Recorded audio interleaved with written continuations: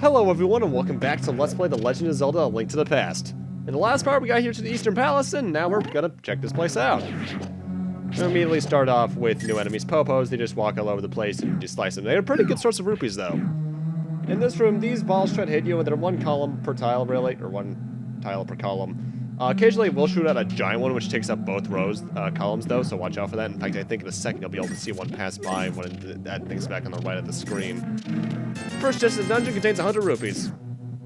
Let's see, is there a big one? Yeah, there. Now, technically speaking, last part... no, back in part 1 rather. That was technically the first dungeon. Last part when I said this is the first dungeon, I was technically wrong about that. The Hyrule Castle is the tutorial dungeon, thus making it technically the first. However, in overall technicality, this is the first dungeon due to it being a full dungeon setup. Next new enemy are the Stelfoss. We know these guys like to jump away from our swords. However, they're really stupid and will not jump over a spin attack. Anti-fairies like that one, you can sprinkle magic powder on, I think it is, to turn them into a normal fairy. I'll go over what fairies do in a moment.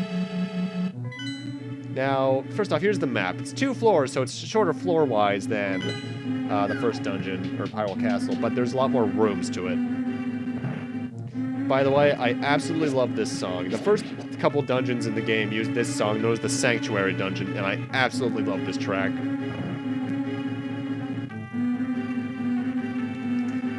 Now we finally want to head over to the left, because we went to the right only for the map. That's the only thing over there on this floor.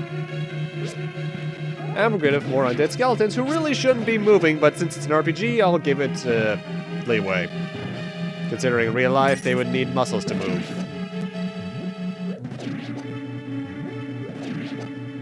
For some reason, I always had a lot of trouble with this room as a kid, and I don't know why. I think it's due to the fact I just sucked at playing games as a kid. And here we get a new item. The compass. We can now pinpoint the lair of the dungeon's evil master. So if we look there, we can see a skull. That's where the boss is. I think it adds where chests are onto the map, but I'm not entirely sure. I think chests only show up in rooms you've been to. What's this weird thing? Link, it is I, Sahasrara. I can talk to you telepathically when you touch these tiles. Here's a hint. You can use the treasure hidden in this palace to defeat armored foes. In every dungeon from here on out, there will be little hint blocks like that. They give you little hints on what you're supposed to do in the dungeon, and in certain rooms you might get stuck in. I won't be using them all, but I might as well at least show them off, right? Anyway, you see these 2 little pots here that we can supposedly jump into based off the things right here? You can. And down here, if you have a bottle or a bug net, you can catch some fairies. You don't even have to catch them fairies, you can just touch them outright to use them. However, you want to keep them in bottles more often than not, because first off, that keeps their healing effect with you at all times. And if you die, they can actually revive you. I forget how many hearts they recover, though. I'm not entirely sure. Probably around 7 or 8 if I were to guess, but I'm not a gambling man. Anyway, we want to press this switch and head over here really quickly before the anti-fairies can catch up with us to find this room. There is a key hidden underneath one of these pots. In fact, I can tell you for a fact it's always the one on the top right, but I would go for all the other ones first so I can not only show off what's underneath them, but just that so I can show off what's underneath them, really. Not really worth it, though, in the long run.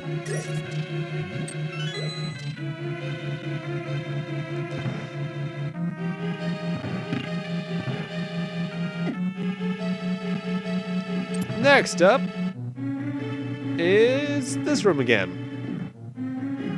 It's odd. This is one of the more interesting layouts of a dungeon, in my opinion, because you loop around a lot in a very interesting way. And now we're in this room. You can see that there's 4 anti-fairies circling that pot. I don't think you can actually kill those ones, too. What you have to do in here is kill all the enemies, including the Igore there. If you're wondering how you hurt an Igore, just hit it in the eye when it's open. It takes 8 sword slashes to kill an Igore. Or, if you're smart, 1 pot to the face. Pots are surprisingly damaging in the game, and I don't know why. Once you kill all the enemies, the anti-fairies are released. You can step on that switch, causing this chest to appear with a big key. Now, I showed it off slightly earlier on, but you may have noticed a gigantic chest in the central room. The big chests in A Link to the Past can only be opened when you have the big key. which I honestly don't like because more often than not, in fact they almost always do, contain something fairly important. Like in this case, it contains the bow. We can shoot arrows until you run out. Thankfully, we actually have some arrows already. These guys, I think, are almost guaranteed to drop arrows at this point, though. And now we can use the big key to get into here. In case you're wondering how the bow and arrow works, just shoot Y and an arrow will be shot forwards. It one-shots these Igores, actually, so, yeah. I'm not sure what that... I'm thinking it's more the fact that certain enemies are programmed with certain weaknesses in mind than an arrow being as strong as 8 sword slashes, because that doesn't sound right. Now the door you want to head into is in the top left. However, the top right here is a room I didn't know about until about 4 years ago, because for some reason I just never went over here. Like I said, that's the door you need to go through. I want to show this one off first. You got a shitload of rupees in here. I forget how many. Let's see. 18 times 5, 50, 40, 90-ish rupees.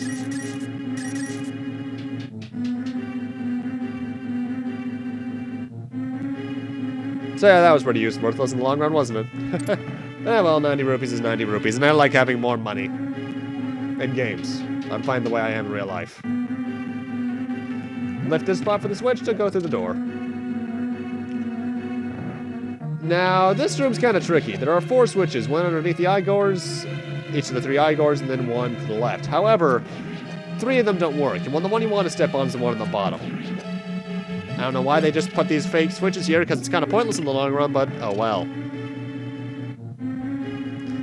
This room can cause some stress problems. Just step on the top left switch and get the hell out of there, because it's very easy to lose track of yourself and die. And here we get red Igores. They pretty much have 2 HP compared to the green Igores 1 when it comes to bows. However, they're also immune to pots. For, some arbitrary reason. I guess to be a wall, so you should know, hey, I should probably have a new equipment by now and go back to the big chest, but, And another kill room. This is pretty much just here to be a final supply before the boss, because the boss is right behind that door. These pots drop hearts, I think like 2 rupees, and arrows. At this point in the game, I think throughout the entire game, I think you can only carry 30, but don't quote me on that, because I'll be honest, I love A Link to the Past, but I haven't played it in about 4 or 5 years. The last one was on the Game Boy Advance with that washed-out color palette and inferior soundtrack.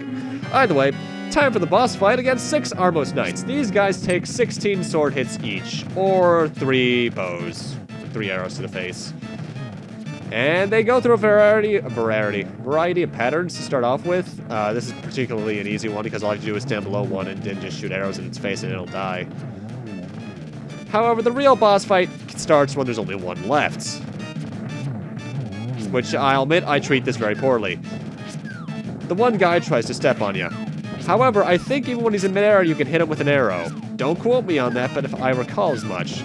For some reason, I was very dead set on doing the stab you in the face to death trick.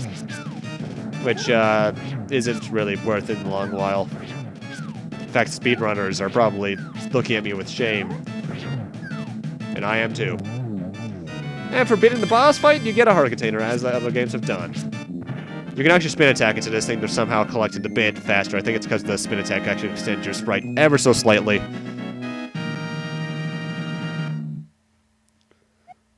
We won the Pendant of Courage. Take it to Sahasrara. 2 pendants remain. Actually, I suppose it's Sahasrara because there's no Sahasrara.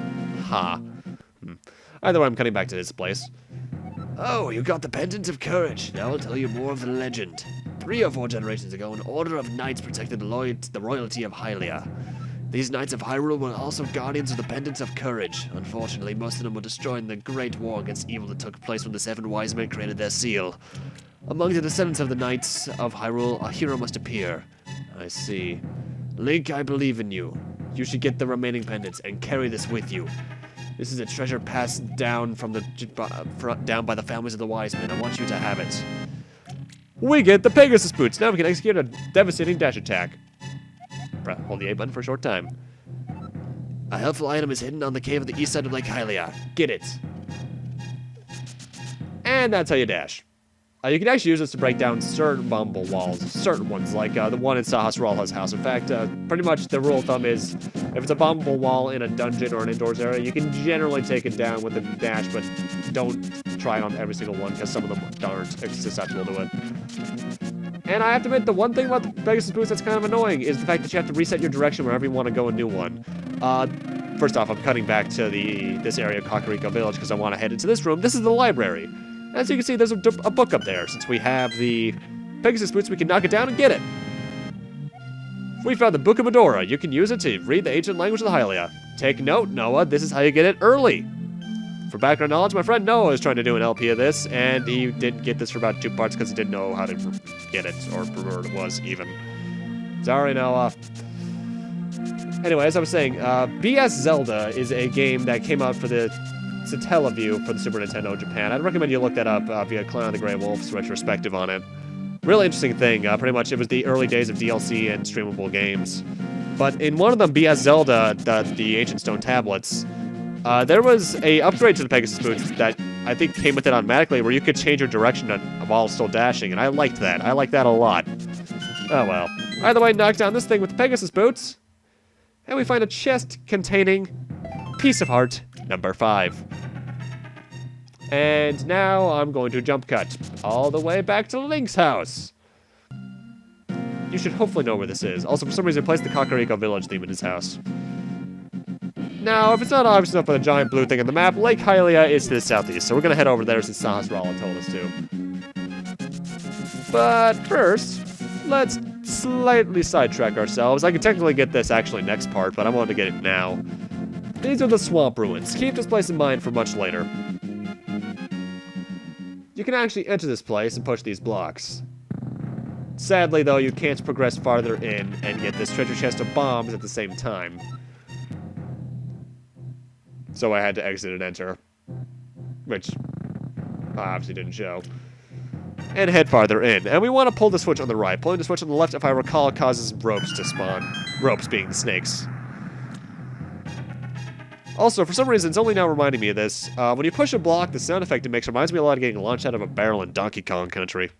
I haven't played that game in years. Either way, you want to do this because it lowers the water out here, causing Piece of Heart number 6 to show up. And also, a little side note, you can actually pick up the fish, and throw them into the water, and they'll actually throw you 20 rupees once you do that. You can also catch them with the bug net, put them in a bottle, and take them to someone in Kakariko Village who will give you some random stuff. It's generally like bombs, arrows, rupees, kind of that kind of stuff. Holy stealth sniper! That is awesome. Though once you take away... Actually, no, you can take away their grass, that's right. And those are Octoroks, by the way. We technically counted them last part, but I kind of ignored them. Anyway, there's a slightly bombable wall here. In fact, you can tell when a wall is bombable if it looks slightly different from the rest. Or if... I forget, did this game have the trick where you could bang against it with your sword to have a different sound effect? I forget. That may have been Link's Awakening that introduced that, actually. Either way, in here we got 4 mini Moldorms. They go down to 1 shot from the bow. This is entirely optional at this point, but I'd recommend doing it due to reasons of funding. Kill all 4, and the door will open. Also, why do the doors have meanie faces on them? That's something I've always wondered about. Boomerang can thankfully fetch things for us. And if we talk to this guy, he gives us 300 rupees. Nice. And you can also get some more rupees and bombs around here. I think 40 more rupees total. Yeah. I think this is arrows. Yep. Ow. Sorry if you heard that. I just banged against my desk with my knee. Ow, that hurts. Had to be the metal part, too. Either way, now we're going to continue around Lake Hylia. Whichever way you prefer. Now, when I was a kid, I actually didn't know this existed at all because I skipped past Sahasrara's text so quickly it was ridiculous. But you want to do this for later, more so than now, because it's a fairly useful thing you can do. There's a bombable wall there, but we won't get that for another moment. Because there's one in here. I think, actually, now I think about it, you can dash certain walls based off the look of them. I guess I'll have to test that. And here we have a fairies fountain. However, that's not the real secret. If you dash into this, we get a golden bee, or a good bee. There are bees in the game, you can catch them and sell them. Normal ones attack you, but gold bees, or good bees, I forget which one it is. You can catch them in the bottles and release them, and they'll attack enemies for you. And I think they actually follow you for a couple screens, generally. Either way, you saw there was a door to the left in the Fairies Fountain. That's because you can lead into this room, which contains this chest, which contains the Ice Rod. It's chill magic blast through the air. Use it with the A button. It costs magic, though, so watch out for that. But now that we have that, which is the item that Sahasrara told us about, I'm going to need to end this off here. Thank you guys for watching, and in part 4, we'll be heading towards the next dungeon of the game. See you guys then.